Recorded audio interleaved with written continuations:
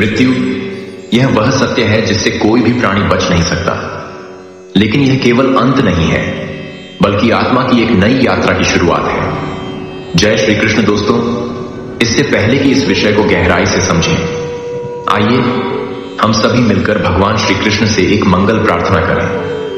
हे प्रभु, जो भी इस पवित्र वाणी को पूरे मन से अंत तक सुने, उसके जीवन की सभी इच्छाओं को आप पूर्ण करना, उसके सारे दुख दर्द हर लेना, और जो इस वीडियो को लाइक और चैनल को सब्सक्राइब करें, उनकी जिंदगी में सुख, समृद्धि और शांति भर देना।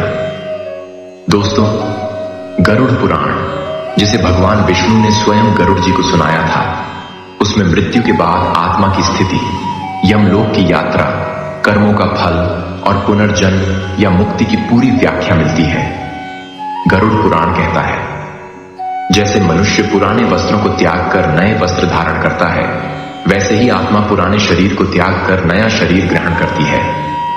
परंतु जब मृत्यु अचानक होती है, जैसे दुर्घटना, आत्महत्या या हिंसा से, तो आत्मा को यह बदलाव स्वीकार करना कठिन होता है। वह अपने शरीर, संबंधों और अधूरी इच्छाओं से मोहवश बंधी रहती है।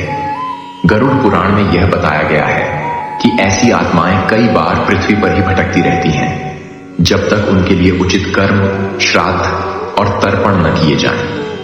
अचानक मृत्यु या किसी दुर्घटना में मृत्यु होने के बाद आत्मा का शरीर से निकलना और उसकी आगे की यात्रा का वर्णन हिंदू धर्म, विशेषकर गरुड़ पुराण, कठ उपनिषद, शिव पुराण और भविष्य पुराण आदि में मिलता है।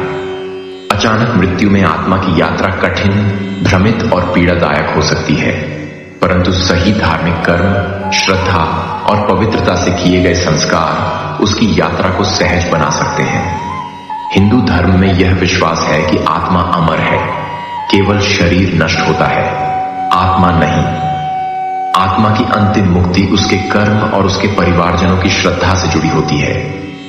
जब अचानक मृत्यु होती है, जैसे दुर्घटना, आत्महत्या, हत्या या किसी अकस्मात कारण से, तो आत्मा को पूर्ण रूप से अलग होने में कठिनाई होती है, क्योंकि मृत्यु स्वाभाविक नहीं होती। इसलिए आत्मा कुछ समय तक उस स्थान पर भटकती रहती है। जैसे ही मृत्यु होती है, प्राण वायु शरीर छोड़ देती है। इसके साथ ही सूक्ष्म शरीर आत्मा के साथ निकलता है। अचानक मृत्यु में आत्मा अक्सर घबराई हुई, अवस्थ या भ्रमित होती है। आत्मा को कई बार अपनी ही मृत्यु का एहसास नहीं होता। वह अपने शरीर से अलग होने के बाद भी वहीं खड़ी रहती है। गरुड़ पुराण और अन्य ग्रंथों में आत्मा की यात्रा को 3 अवस्थाओं में बांटा गया है। पहला, भौतिक भटकाव। अचानक मृत्यु के बाद आत्मा 13 दिन से लेकर कई वर्षों तक वहीं घूमती रह सकती है। आत्मा वहीं रहती है जहां उसकी मृत्यु हुई हो या जहां उसका मोह ज्यादा हो, जैसे घर, परिवार, संपत्ति आदि। इस अवस्था में आत्मा भूखी, प्यासी, पीड़ित रहती है और कभी कभी प्रेत रूप भी ले सकती है। दूसरा, पितृलोक या यमलोक की यात्रा।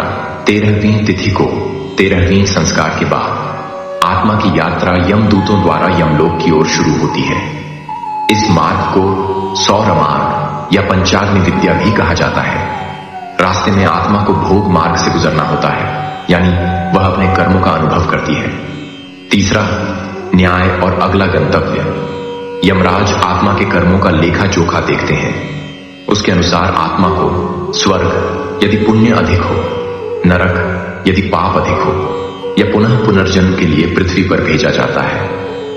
अचानक मृत्यु में आत्मा को एक आघात लगता है, क्योंकि वह जीवन से अलग होने के लिए तैयार नहीं थी।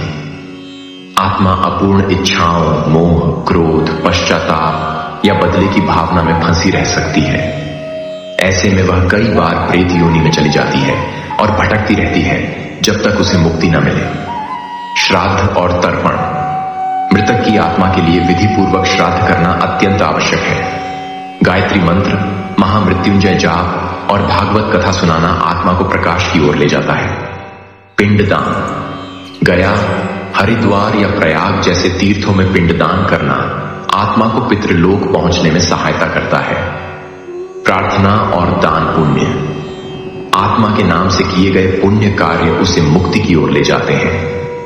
आत्मा तभी मुक्त होती है जब वह अपने सभी कर्म बंधनों से मुक्त हो जाती है।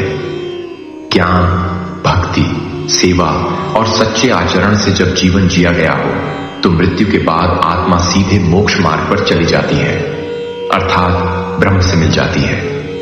जब आत्मा अचानक इस संसार से जाती है तो वह मोह और अधूरे कर्मों के कारण अटक सकती है, किंतु श्रद्धा, मंत्र, दान और सच्चे प्रेम से उसे मुक्ति की राह दिखाई जा सकती है। एक दीपक की लौ भी उस आत्मा के लिए प्रकाश बन सकती है। दोस्तों, आज के लिए बस इतना ही। भगवान श्री कृष्ण की कृपा सभी पर सदा बनी रहे। जाते जाते आप सभी से एक विनती है, अगर आप मेरे चैनल पर नए हैं तो कृपया इसे सब्सक्राइब करें और बेल आइकन दबाना न भूलें। श्री कृष्ण जी के लिए एक लाइक जरूर करें और कमेंट में जय श्री कृष्ण लिखना न भूलें। मिलते हैं अगले वीडियो में, तब तक के लिए आप सभी का धन्यवाद। जय श्री कृष्ण। राधे राधे।